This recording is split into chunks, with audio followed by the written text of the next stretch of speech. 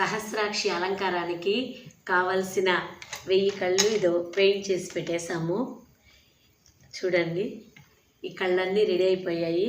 ఇంకా ఈ కళ్ళని అమ్మవారి యొక్క వస్త్రంలో అలంకారం చేయబోతున్నాను. అవి కూడా ఒక్కొక్కటిగా చూపిస్తాము. ఇప్పటికి కళ్ళు రెడీ అయ్యాయి. అమ్మవారికి చేస్తున్న సహస్రాక్షి అలంకారంలో ముందుగా కిరీటాన్ని ఈ విధంగా డెకరేట్ చేశాను. చూడండి, మొత్తం అంతా ఆర్టిఫిషియల్ ఐస్తో పెట్టేశాను. మొత్తము డెకరేషన్ అయిపోయింది కిరీటము.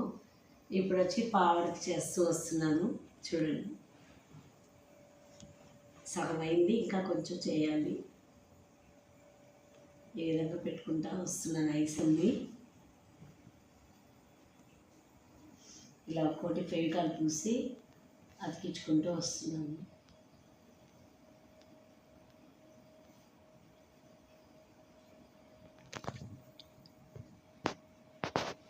ఈ విధంగా ఇంకా మొత్తం ఫిల్ చేయాలి.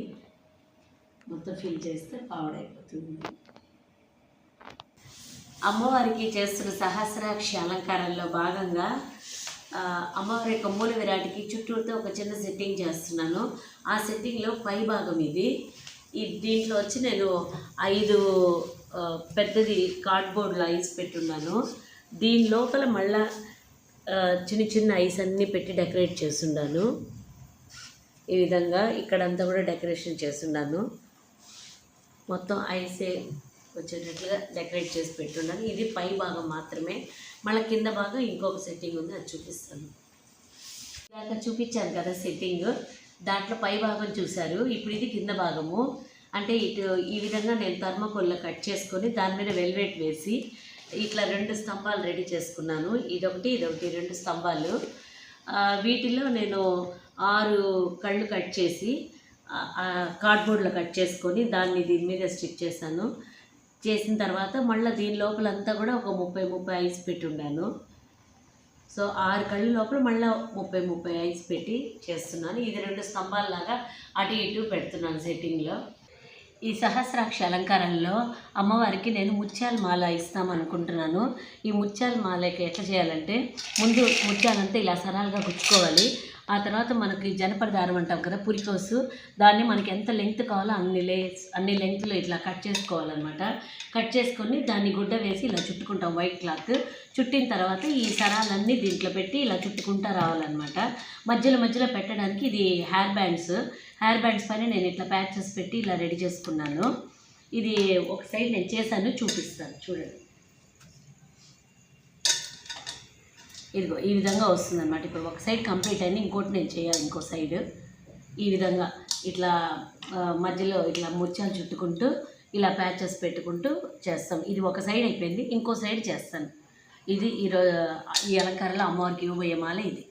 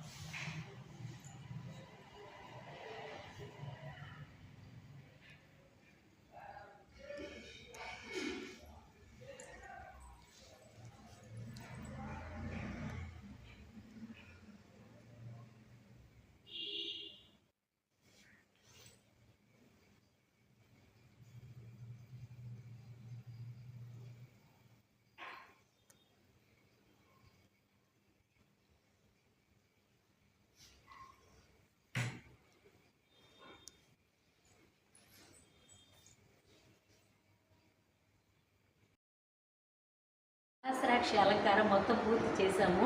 మొత్తం పూర్తి చేసి ఇప్పుడు గుడికి తీసుకొచ్చి మా గుడి పండితుల దగ్గర నేను అన్ని సమర్పించాను. చూడండి, రేపు అమ్మవారికి అలంకారం చేశాక మళ్ళీ చూపిస్తాను. పంచమాతృక పూజ కోసం మేము అమ్మవారికి ఇట్లా సహస్రాక్షి అలంకారం చేశాము. సో అంటే 1000 కళ్ళతో అమ్మవారికి అలంకారం అనమాట. ఇప్పుడు ఈ అలంకారం చూడండి, ఈ అలంకారంలో 1000 కళ్ళు ఉంటాయన్నమాట. సో దీన్ని సహస్రాక్షి అలంకారం అంటారు. అమ్మవారిని చూడడానికి 1000 కళ్ళు కావాలి కదా, అందుకని ఆ 1000 కళ్ళతోనే అమ్మవారికి అలంకారం చేశాము. చక్కగా తల్లి ఆశీస్సులు అందరికీ లభించాలని మనసారా కోరుకుంటున్నాను.